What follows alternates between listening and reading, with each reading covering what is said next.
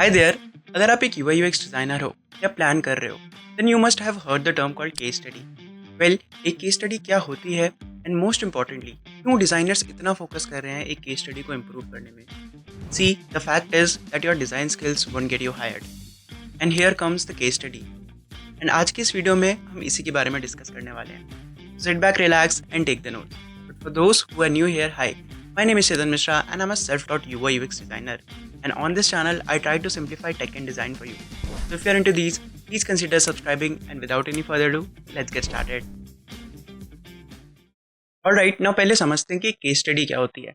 ठीक है, in general अभी UI UX केस स्टडी के बारे में बात नहीं कर रहा हूँ, इन जनरल केस स्टडी के बारे में बात कर रहा हूँ। ठीक है, तो from a point A to point B आपको अपना मतलब एक बेसिकली आप पॉइंट ए से पॉइंट बी में कैसे पहुंचे, यानी कि आप एक ए पॉइंट ए जो आपका प्रॉब्लम था एंड पॉइंट बी जो सोल्यूशन था, उस प्रॉब्लम से लेके आप सोल्यूशन तक कैसे पहुंचे, उस पूरी जर्नी को जब आप डॉक्यूमेंट करके रखते हो, that is basically called the case study. ठीक है, नाउ इन टर्म्स अगर आपका कोई बिजनेस का प्रॉब्लम है then it becomes a business case study. And it's become अगर कोई यूआई यूएक्स का प्रॉब्लम है तो वो यूआई यूएक्स केस स्टडी। अगर कोई इन जनरल और कोई प्रॉब्लम है लाइक कस्टमर्स का केस स्टडी, कोई कस्टमर प्रॉब्लम था तो कस्टमर केस स्टडी। सो इस तरीके से जो भी आपने प्रॉब्लम और सोल्यूशन, एक प्रॉब्लम से लेके आप सोल्यूशन तक कैसे पहुंच रहे हो, ठीक है, that entire thing is called basically called the पूरी जर्नी को जब आप डॉक्यूमेंट कर देते हो, that is called the case study. Then अगर वो यूआई यूएक्स का प्रॉब्लम है तो UI UX case study. Now अब ये समझते हैं कि बेसिकली हमें केस स्टडी की नीड क्यों है, कि क्या है purpose of case study. Now अगर आप इन जर्नल देखो कि आप अपना डिजाइन स्किल्स आप शो करते हो, किसी को प्रेजेंट करते हो, तो design are something visually presentable. ठीक है, आप किसी को बता सकते हो, दिखा सकते हो कि यार ये मेरे डिजाइन स्किल्स है, मैंने ऐसे बनाया, ऐसे किया। ठीक है, तो वो सामने वाले बंदे को दिख रहा है, उसे समझ आ रहा है। बट इन टर्म्स जब आप केस स्टडी लिखते हो तो केस स्टडी में जो आपको सबसे मेन चीज हाईलाइट करनी होती है, that is your problem solving skills. ठीक है, अभी प्रॉब्लम सॉल्विंग स्किल्स को आप कैसे हाईलाइट करते हो, अभी पॉइंट ए से पॉइंट बी पे आप कैसे पहुंचे, ऑब्वियसली राइट। तो आपने प्रॉब्लम देखा, प्रॉब्लम को आपने ब्रेकअप किया, ब्रेकअप करने के बाद आप कैसे उसके आइडियल सॉल्यूशंस आपको लगे पांच सात। ठीक है, फिर आपने उसकी बैकिंग करी कि भाई ये सॉल्यूशन जो मैंने लिया है ये इस डिसीजन के बेस पे लिया है, ये सॉल्यूशन जो मैंने पिक किया है वो, या फिर ये डिसीजन जो मैंने लिया है वो इस पर्टिकुलर मेट्रिक्स को लेके मैंने लिया है। ठीक है, so it basically turns out कि आप अपनी प्रॉब्लम सॉल्विंग स्किल्स को शोकेस कैसे कर रहे हो। ठीक है, तो केस स्टडी का कोर पर्पस होता है कि आप कैसे सोचते हो, आपका थॉट प्रोसेस कैसा है, आपकी प्रॉब्लम सॉल्विंग स्किल्स कैसी है, आपका कम्युनिकेशन कैसा है, वो आप एक पूरे केस स्टडी के अंदर दिखाते हो। ठीक है, नाउ एक केस स्टडी को आपको लिखना कब है। ठीक है, मोस्टली लोग करते हैं कि case study, obviously case study को हमेशा आपको प्रोजेक्ट खत्म होने के बाद में ही लिखना है। बट आई वुड सजेस्ट कि आप जब केस स्टडी या फिर अपना प्रोजेक्ट जब बना रहे हो तो अपनी केस स्टडी को साथ साथ हल्का फुल्का डॉक्यूमेंट करते ले चलो, उसके अंदर पॉइंटर्स डालते चलो, because at the end of the case study या फिर at the end of the project आपके पास चांसेस होंगे कि आप बहुत सारी चीज़ें भूल जाओगे। बहुत सारे आपके पास एक आइडियाज आएंगे या फिर बहुत सारी ऐसी चीज़ें आएंगी तो मे बी आप बाद में भूल जाओगे। तो इन that particular case I would suggest कि आप अपने जो भी प्रोजेक्ट कर रहे हो उसी टाइम पे अपनी केस स्टडी की जो भी पॉइंटर्स हैं, कुछ एक्सट्रीमली आइडियाज आते हैं, कुछ मतलब कुछ होते हैं कि आपके पास एक बेटर आइडिया आया है but because of the time constraints आप उसको अभी इम्प्लीमेंट नहीं कर सकते, राइट। तो अब ये केस स्टडी में आप बताओगे कि मेरे पास एक बेटर आइडिया था but because of the time constraint या because of the money constraints हम ये नहीं कर पाए। ठीक है, but this is the ideal solution for this particular problem. तो यहाँ पे आपने क्या बताया बेसिकली कि मेरा थॉट प्रोसेस है ऐसा कि मैं एक बेटर सोल्यूशन दे सकता हूँ, but keeping this in mind कि मेरे पास टाइम कंस्ट्रेंट है, मेरे पास मनी कंस्ट्रेंट्स हैं, मेरे को ये सोल्यूशन मेरे लिए आइडियल नहीं है, सो मैंने दूसरा सोल्यूशन निकाला। ठीक है, अभी ये आपकी प्रॉब्लम सॉल्विंग स्किल्स है कि आपको पता लग रहा है कि पांच छह सॉल्यूशंस हैं आपके पास, बट कौन सा बेस्ट है एट योर सिनेरियो। ये आपकी प्रॉब्लम सॉल्विंग स्किल्स दिखाती है, यही आपको केस स्टडी में अपने प्रेजेंट करना होता है कि आप कैसे सोचते हो, कैसे अपने प्रॉब्लम को लेके सोल्यूशन तक पहुंचते हो। ठीक है, this is basically the core purpose of a case study, this is the entire case study. अभी मूविंग ऑन मैं आपको बताऊंगा कि केस स्टडी के अंदर आप केस स्टडी को कैसे लिखोगे, कैसे प्रेजेंट करोगे, कैसे प्रोजेक्ट के उसके ऊपर डॉक्यूमेंट करोगे, उसको हम आगे भी डिस्कस करते हैं। All right, here is the template of a case study. It's एक बार पहले पूरा टेम्पलेट समझा देता हूँ, देन उसके बाद कुछ एग्जांपल से भी हम टेम्पलेट को और समझेंगे कि आप कैसे दो डिफरेंट केस स्टडीज में दिखाऊंगा। एक बहुत ही विजुअली अपीलिंग है, मेरी खुद की केस स्टडी है, एक दूसरे डिजाइनर्स है उनकी केस स्टडी है। ठीक है, and I personally like that case study even much. मैं दोनों चीज़ों के बारे में आपको कंपेयर करके बताऊंगा। Let's first start it with the template. Alright. Now, firstly we have title. In journal आपको जो भी टाइटल आपकी केस स्टडी का जो भी डालना है, कंपेलिंग सा टाइटल डालना, लाइक यूजुअली लोग टाइटल्स में कैसे डालते हैं, सिंपली एक अपना जो भी फीचर बनाया उसका नाम डाल दिया एंड देन सिंपली लिख दिया आगे केस स्टडी। तो आप वैसे कर सकते हो, उसके भी आगे मैं एग्जांपल दिखाता हूँ। Then here is a header image. So okay, जो मैं टेम्पलेट दिखा रहा हूँ दिस इज माय टेम्पलेट। मैंने खुद का क्रिएट कर रखा है पहली चीज़। एंड मेरी केस स्टडीज़ यूजली ऐसी रहती हैं बिकॉज सबका अपना अपना डिफरेंट अप्रोच हो सकता है। मैंने ऐसा अप्रोच रखा हुआ है। आपके केस स्टडी का कोई ऐसा नहीं है कि मैं एक फिक्स्ड फॉर्मेट आपको दे दूं कि आप ऐसे ही रख सकते हो, ठीक है। आप अपने हिसाब से डिपेंडिंग ऑन योर क्रिएटिविटी, मैं एग्जांपल भी दिखाऊंगा दूसरे वाले केस स्टडीज के, ठीक है। बट आप अपने ओन क्रिएटिविटी के हिसाब से देख सकते हो। दिस इज माय टेम्पलेट, मैंने ऐसे कर रखा है और मैं आपको आगे भी दिखाऊंगा। So first one is the header image. पूरे कंपेलिंग हेडर की इमेज में डालता हूँ। Then we have the overview and summary section. Okay, overview and summary section में basically I simply summarize the entire project because usually ये better होता है, मेरे को अच्छा लगता है because केस स्टडी ऑब्वियसली बहुत लंबी होती है, ठीक है। It is the long document. पूरा कोई केस स्टडी पहली बात पढ़ता नहीं है, ठीक है। जो भी पढ़ते हैं they majorly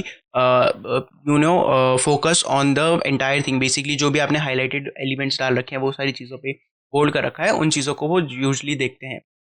so summary is my kind of way to express कि पूरी केस स्टडी के अंदर क्या होने वाला है, ठीक है। मैं किस चीज़ के बारे में काम करने वाला हूँ, क्या प्रोजेक्ट है, कितने टाइम का है, वैसे वैसे वो सारी चीज़ें मैं समरी में डालता हूँ। Then I define the problem statement. Okay, अब प्रॉब्लम स्टेटमेंट के अंदर भी बहुत सारी चीज़ें आ जाती हैं। प्रॉब्लम स्टेटमेंट आप ऐसा नहीं है कि सिंपल आप एक जेनेरिक सा प्रॉब्लम स्टेटमेंट ले दिया, ठीक है। प्रॉब्लम स्टेटमेंट आप जब डिफाइन करते हो it has to be defined problem statement. मतलब कि आपने एक जेनेरिक, आपको जो प्रॉब्लम स्टेटमेंट मिला उसके बाद आपने प्रॉब्लम स्टेटमेंट को कैसे स्मॉलर पीसेस में, स्मॉलर पार्टिकल्स में उसको ब्रेक डाउन किया और उसके बाद आपने fractions of the problem statements को निकाला। तो आप उसको डिफाइन कि आप सारी प्रॉब्लम स्टेटमेंट को ब्रेक करके दिखाते हो। Then comes the research. Research में आप अपनी रिसर्च दिखाते हो, यूजर रिसर्च जो आप करते हो, या कि बाकी सारी research, primary research, secondary research, जो भी आप सारी फाइंडिंग्स आपकी आती है, एनालिसिस आता है कि मैं ये चीज़ प्रॉब्लम से रिलेटेड ये रिसर्च है और ये सोल्यूशंस हो सकते हैं वगैरह वगैरह। तो जो भी एंटायर रिसर्च वाला पार्ट होता है वो मैं नेक्स्ट प्रॉब्लम स्टेटमेंट के डायरेक्टली नेक्स्ट में डालता हूँ because this is how my process works. Usually लोगों के प्रोसेस ऐसे ही रहते हैं, ठीक है। Then we have mood board and ideation, ठीक है। एक बार रिसर्च करने के बाद देन मैं मूड बोर्ड और आइडिएशन पे जाता हूँ बिकॉज नाउ आई नो कि मेरे को किस डायरेक्शन में प्रोसीड करना है। मेरा प्रॉब्लम स्टेटमेंट मेरे को क्लियर हो जाता है R&D के बाद एग्जैक्टली बिकॉज एक प्रॉब्लम स्टेटमेंट है जो मेरे पास आया है। सेकेंड, रिसर्च करने के बाद एक डिफाइंड प्रॉब्लम स्टेटमेंट मेरे पास आ जाता है जिसमें कि मुझे अच्छे से पता है कि अब मेरे को कहाँ जाना है, ठीक है।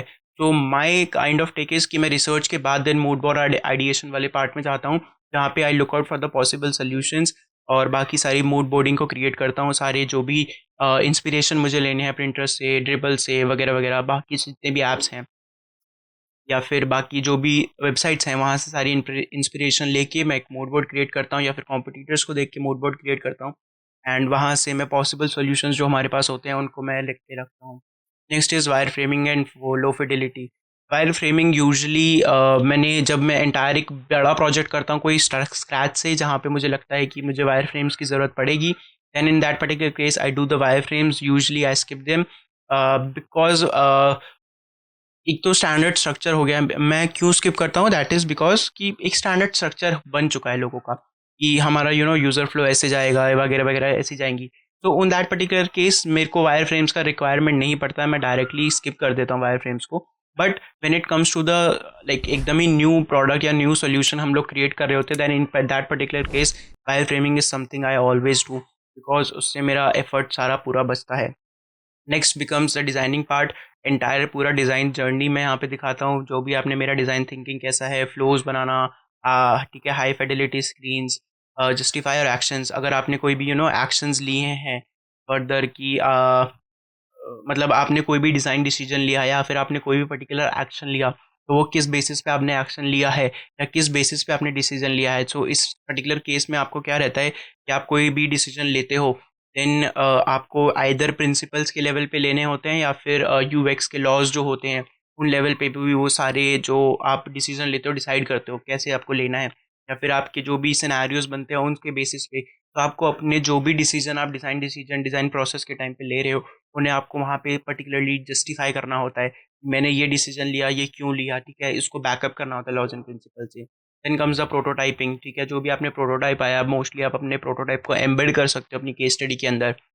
अगर आप तो बिहांस पे या बाकी और किसी भी टूल पे जहाँ पे आप बनाते हो, so they can they simply give you basically एक एम्बेडेबल लिंक आता है, जो हमारा प्रोटोटाइप का लिंक होता है, वो आप डायरेक्टली उस लिंक को वहाँ पे पेस्ट कर सकते हो and users can interact with that.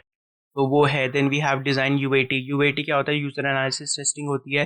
Basically आपको जब आपने एक पूरा डिज़ाइन क्रिएट कर लिया है, तब आप यूज़र्स को दिखाते हो, यूएटी करते हो कि ठीक है ये हमने बनाया है, आप बताओ कि इसमें आपको क्या क्या प्रॉब्लम्स लग रहे हैं। प्रॉब्लम इन द सेंस कि बस आप उनसे मतलब डायरेक्टली प्रॉब्लम्स नहीं पूछते हो, आप बेसिकली उनको देते हो कि आप यूज़ करके बताओ। Then you have to identify कि ओके यहाँ पे कहाँ पे उनको प्रॉब्लम आ रही है, कहाँ पे वो अटक रहे हैं, या फिर क्या चीज़ उनको समझ नहीं आ रहे हैं। अगर वो कुछ ढूंढने का ट्राई कर रहे हैं तो उन्हें क्यों नहीं मिल रहा है, या मिल रहा है तो कहाँ पे मिल रहा है। So that is basically the design UAT part, जहाँ पे आप सारी फाइंडिंग्स लेते हो। अगर आपको लिखता है कि ये प्रॉब्लम्स हैं, तो आप उनको आइडेंटिफाई करके लिखते हो। देन आपको सोल्यूशन लिखते हो कि अब इसको हम कैसे इम्प्रूव कर सकते हैं, वगैरह वगैरह। देन लास्ट में I have the impact and outcome. Impact and outcome basically जब मेरा पूरा प्रोजेक्ट खत्म हो गया, then later on, because ideally जो प्रोजेक्ट मैं कर रहा था वो आइडर यूजर्स के लिए था, या फिर बिजनेस के लिए था, या फिर दोनों के लिए था, ठीक है। सो इन दैट टर्म्स जब आप प्रोडक्ट या फिर जो भी आपने प्रोजेक्ट कंप्लीट किया है, उस प्रोजेक्ट का पूरा आउटकम या फिर इम्पैक्ट जो है वो आपको शोकेस करना होता है कि यूज़र रिटेंशन कैसे बढ़ा। Matrix is like user adoption, churn rate, drop rate, engagement, या आपकी एंगेजमेंट कैसे बढ़ रही है, अडॉप्शन कैसा है। तो ये सारी चीज़ों में आपको एंटायर कंप्लीट मेट्रिक्स देने होते हैं इम्पैक्ट्स में। एक वेग तरीके से मत देना, ठीक है। It should be the entire matrix. Matrix होनी चाहिए कि 25% यूज़र अडॉप्शन, ठीक है, रिड्यूस चर्न रेट बाय 12%, ऐसे करके। तो बेसिकली जब आप ये करते हो तो आप मतलब अपना प्रोजेक्ट बनाते हो, so you can simply ask, basically जिसने आपने जिनके लिए बनाया, यू कैन सिंपली आस्क कि आपका क्या प्रोसेस रहा है, कैसे वैसे वगैरह, और कितना आपका एंगेजमेंट बढ़ा है। आप उन चीज़ों से पूछ सकते हो, या फिर अपने एंड से भी एक रफ फिगर्स डाल सकते हो, ठीक है। बट आपको वहाँ पे मेंशन करना होगा कि these are the approximate figures as well. Then comes the conclusion. Conclusion में tell the conclusion of the entire project, like आप क्या ट्राई, जब आप स्टार्टिंग में प्रोजेक्ट या केस स्टडी स्टार्ट कर रहे थे या प्रोजेक्ट स्टार्ट कर रहे थे, देन आपने क्या डिसाइड करा था, क्या सोचा था कि मैं ये पर्टिकुलर है, मैं इसका ऐसे सोल्यूशन निकालूंगा। बट आप इंटायरली आपने क्या सो निकला, ठीक है, जो एंड रिजल्ट लिखना वो क्या निकला, जो इम्पैक्ट आया वो क्या निकला, ठीक है, what were you trying to achieve, और क्या एक्चुअली में अचीव हुआ, कितना इम्पैक्ट हुआ है, वो सारी चीज़ें आपको कंक्लूजन में देनी होती है। लास्ट में कुछ एंडिंग नोट है, अगर आपको अपनी तरफ से डालना है कि लाइक थैंक यू नोट या फिर कुछ भी वगैरह वगैरह जो आप डालते हो, ठीक है, just greeting sort of thing, तो वो आप अपने एंड पे डाल सकते हो। नाउ मूविंग ऑन, मैं यहाँ पे एक आपको केस स्टडी भी दिखाता हूँ। नाउ इफ़ यू कम, मैं पहले अपनी केस स्टडी दिखाता हूँ। ये मेरा पोर्टफोलियो है, ठीक है, मैंने फ्रेमर पे अपना पोर्टफोलियो बना रखा है। जस्ट इन केस अगर आपको ये पोर्टफोलियो देखना है, उसका लिंक मैं आपको डिस्क्रिप्शन में दे दूंगा, आप उसको चेक कर सकते हो। एज वेल एज जो टेम्पलेट है, टेम्पलेट का लिंक भी आपको डिस्क्रिप्शन में मिल जाएगा। आप टेम्पलेट को जाके फिग्मा फाइल रहेगी, आप उसको एक्सेस कर सकते हो। मूविंग ऑन, नाउ यहाँ पे मैंने सेम ही स्ट्रक्चर फॉलो करा है। यू हैव सीन कि मैंने हेडर इमेज डाला, देन ओवरव्यू का section, problem statement, user research, की फाइंडिंग्स वगैरह हैं, then I simply design approach. So I told you कि मैं यूजर मतलब वायर फ्रेमिंग्स एंड वो वाले पार्ट स्किप्स कर देता हूँ। सो इसमें ऑब्वियसली मैंने वो सारी चीज़ें नहीं डाली, तो उस पर्टिकुलर केस स्टडी में वो सारी चीज़ें नहीं हैं, तो यहाँ पे मैंने स्किप कर रखा है। बिकॉज ऑब्वियसली मैं इस पर्टिकुलर कंपनी में काफ़ी टाइम से काम कर रहा हूँ, और मेरे को काफ़ी चीज़ों का आइडिया है। तो मुझे डायरेक्टली वायर फ्रेम्स पे वायर फ्रेम के लिए बार बार आइडिएशन नहीं करना पड़ता। I can simply jump on to the product, because मेरे को प्रोडक्ट के बारे में काफ़ी सारी चीज़ें ऑलरेडी पता हैं, तो इसलिए मैं डायरेक्टली जंप करता हूँ। बट अगर आपने वायर फ्रेम्स बनाए हैं तो आप उसको, अच्छा है कि आप उसको दिखाओ, ठीक है, उनका जो हैंड ड्रॉन स्केचेस होते हैं आप उनको फोकस करो, तो दैट इज़ वेरी गुड, ठीक है। Then we have phase one. Phase one में हमने कैसे किया, फेस टू में कैसे किया। बेसिकली दिस डिज़ाइन अप्रोच वाले सेक्शन में है कि फेस वन में हमने क्या सोचा था, फेस टू में क्या हुआ। Then you will can see phase two का पूरा मैंने सेक्शन यहाँ पे एक्सप्लेन कर रखा है, चैट स्टेटस इंडिकेटर वाली चीज़ें कर रखी है, तो यहाँ पे है। Then we have quick filters. Design iterations के बारे में मैंने बता रखा है कि लाइक बेसिकली ये वाला टेस्टिंग था, हमने किसके साथ टेस्ट वगैरह किया और उसके बाद क्या क्या रिजल्ट आया, ठीक है। तो यहाँ पे ये ऐसे पूरा है। Then we have also, I have also shown mobile responsive design. तो जस्ट बिकॉज कि हमने ये चीज़ पर्टिकुलरली सिर्फ डेस्कटॉप या टैबलेट्स के लिए रखी है, we have made it mobile responsible well, मैंने वो भी दिखाया, then I have simply showed them the impact. Okay, now the WhatsApp chat inbox is completely live. यहाँ पे आप देखो कि मैंने इम्पैक्ट दिखाया, देन ये here are the key results, ठीक है, इंक्रीज एफिशिएंसी, ठीक है, faster resolution time, scalability, positive feedback. यहाँ पे देखो आपने, मैंने यहाँ पे एक एक चीज़ को डिफाइन करा है कि save up to 4 hours daily through the, मैंने तो एक एक मेट्रिक्स को यहाँ पे डिफाइन कर रखा है, देख रहे हो। तो इस तरीके से आपको अपने जो भी इम्पैक्ट हैं वो डिफाइन करने होते हैं। लास्ट में आपने कंक्लूजन दे रखा है कि ऐसे मैंने कंक्लूजन डाला है। तो this is my case study. यहाँ पे मेरे पास और भी सारी काफ़ी केस स्टडीज़ हैं, अगर आप पढ़ना चाहते हो तो आप पढ़ सकते हो। यहाँ पे मेरा ये एक और प्रोजेक्ट था, देन एक और प्रोजेक्ट है, इन सब की केस स्टडीज़ वगैरह हैं। अपार्ट फ्रॉम दिस, ये मेरा तरीका था। अब मैं एक और एक फेलो डिज़ाइनर हैं, उनकी आपको केस स्टडी दिखा देना चाहूँगा। दिस इज़ विनायक आर, ठीक है, he works in Zomato. And ये मैंने एक केस स्टडी देखी थी, एंड जब मैंने केस स्टडी देखी थी I was completely shock down, because एक तो केस स्टडी बनाने में आपको बहुत टाइम लगता है, बहुत एफर्ट लगता है, ठीक है, उसके बाद विजुअली अपीलिंग केस स्टडी भी बनाना, that is it itself is a job. So इनकी जो केस स्टडी है दैट इज इम्पेक्केबल। मुझे मतलब आप केस स्टडी देखोगे ना, आपको मतलब समझ आ जाएगा कि क्या कितने डिस्क्रिप्टिव वे में उन्होंने सारी चीज़ें कर रखी हैं, ठीक है। तो दे हैव शोन, मतलब उन्होंने डाला है कि डिज़ाइन टास्क कितना था, इंट्रोड्यूसिंग, यहाँ पे देखो टाइटल उन्होंने डाला है, ठीक है। सो ये चीज़ आप देखो कि यहाँ पे वो सेक्शन था, ठीक है, ओवरव्यू, मतलब जहाँ पे हेडर इमेज थी, यहाँ पे पूरा टाइटल का सेक्शन आ गया, उन्होंने इसके अलावा ऐड एक और चीज़ ऐड कर दी, then they have simply on the summary और डिज़ाइन ब्रीफ वाला सेक्शन है, then is the road map, ठीक है। तो बिफोर गेटिंग स्टार्टेड उन्होंने सारी चीज़ें डिफाइन करी, रिसर्च, उन्होंने पूरा का पूरा जो उनका डिज़ाइन प्रोसेस था वो उन्होंने अपना कैसे वो सोचते हैं, दैट थिंकिंग, मैंने बताया था ना कि आपको अपना जो भी आप कैसे चीज़ों के बारे में सोचते हो, या आपको अपना thinking process, design thinking process या थॉट प्रोसेस आपको दिखाना होता है। तो इस तरीके से उन्होंने दिखाया कि उन्होंने ब्रेकअप किया कि 12 आवर, 24 आवर, 36, 48 आवर्स, ठीक है। तो उन्होंने कितना टाइम किसको डेविएट किया, कितना कहाँ पे टाइम उन्होंने स्पेंड किया, उन्होंने वो भी लिखा है। Then is the first come is research and understanding वाला सेक्शन आ गया, ठीक है। तो ऑब्वियसली आप एक एक चीज़, अब इनका रिसर्च का पार्ट देखो कितना बड़ा है, हाउ इट स्टार्टेड वगैरह वगैरह, शेयर 1 2 3, ठीक है, उन्होंने सिनेरियोज लिखे कि थ्री कैटेगरीज ऑफ सिनेरियोज है, शेयर, ट्रीट एंड पार्टी। यहाँ पे they have done this basically scenario, उन्होंने लिखा कि कैसे एक पूरा का पूरा जो उनका यूज़र साइकिल है वो कैसे वर्क करता है, इनिशिएशन है, decision making, placing order, payment.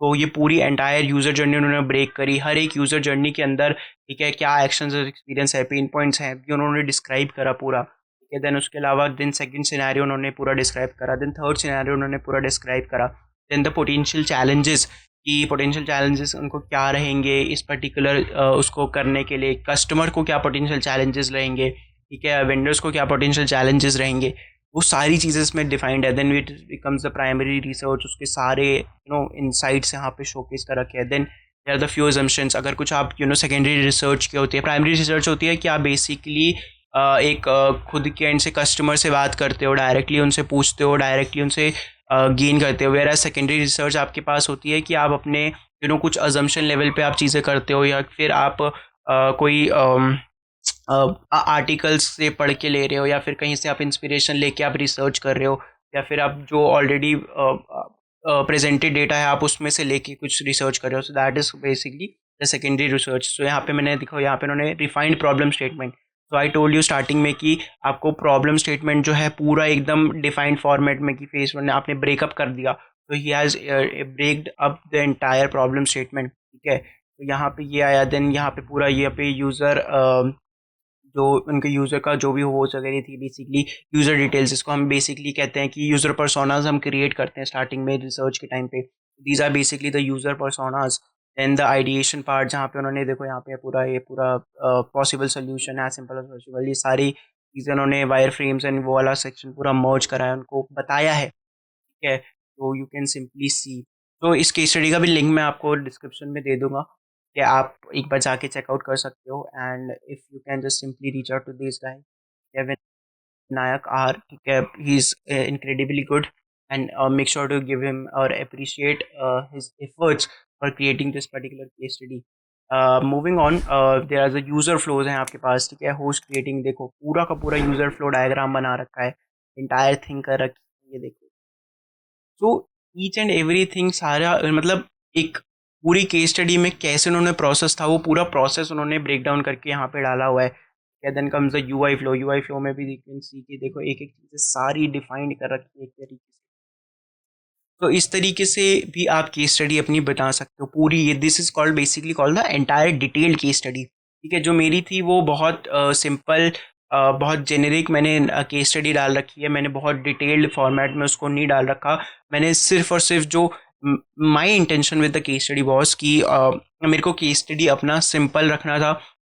बहुत ज़्यादा कॉम्प्लिकेट नहीं करना चाहता था। कॉम्प्लिकेट इन द सेंस कि ऑब्वियसली आपकी इनकी केस स्टडी इतनी लंबी है, ठीक है, and the the importance is कि अगर आपको इतना लंबा केस स्टडी लिखना है you have to basically make it visually appealing. ठीक है, अगर अब मैं इतना लंबा केस स्टडी बना रहा हूँ so it has to be visually appealing कि मैं जो भी मेरा रीडर है उसको हुक कर पाऊँ पूरे एंटायर फ्लो के टाइम पे।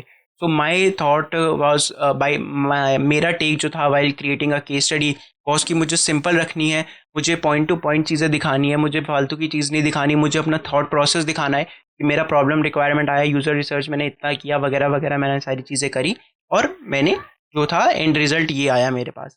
ठीक है, तो उसमें बहुत सारी जो भी एक्स्ट्रा चीज़ें थी वो मैंने स्किप कर दी हैं और बहुत सारे जो पार्ट्स थे वो मैंने जो मैंने थे वो मैंने अपनी वाली केस स्टडीज़ में स्किप कर सकते हैं। नाउ द थिंग इज़ जो मैं आपको यहाँ पे बताना चाह रहा हूँ कि दोनों के तरीके से दोनों के सैंपल्स हैं। ठीक है, आप अपनी केस स्टडी को किसी भी तरीके से करके रख सकते हो। ठीक है, अगर आपको डिटेल केस स्टडी रखनी है तो आप डिटेल्ड रख सकते हो, आपको शॉर्ट केस स्टडी रखनी है आप शॉर्ट केस स्टडी रख सकते हो। You have to up and down, मतलब आप एक केस स्टडी वैसे रख लो, एक केस स्टडी वैसे रख लो, आपके ऊपर है। ठीक है, केस स्टडीज को आप कैसे भी डिफाइन करना चाहते हो। द एंटायर थिंग इज कि आपको अपना पूरा थॉट प्रोसेस वहाँ पे रख के दिखाना है। जो भी आपका रीडर है उसको पूरा आपका by the end of the case study उसको पूरा आपका थॉट प्रोसेस समझ आना जाना चाहिए कि आप कैसे सोचते हो, कैसे प्रॉब्लम्स को सोल्यूशन निकालते हो और एंटायरली पूरा आप कैसे जो प्रोसेस है अपना डिजाइनिंग का वो कैसे कंप्लीट करते हो। Alright, so that's all you need to know about the case study. ठीक है, यहाँ पे सारा पूरा टॉपिक खत्म हो जाता है। अब तुम्हारा कोई भी पुराना प्रोजेक्ट या पुराना जो भी तुमने काम कर रखा है उसको उठाओ और उसके ऊपर एक केस स्टडी लिख सकते हो। And always remember, a strong case study isn't just about showcasing your pretty designs, it's always about telling your compelling story of your thought process and the impact of your work. So in case अगर आपको कोई doubt या query है, please make sure to leave it in the comment. I would be happy to help you. That's it from my side. Make sure to give it a like and share with the fellow designers. My name is Chetan Mishra. I'll see you in the next one. Bye.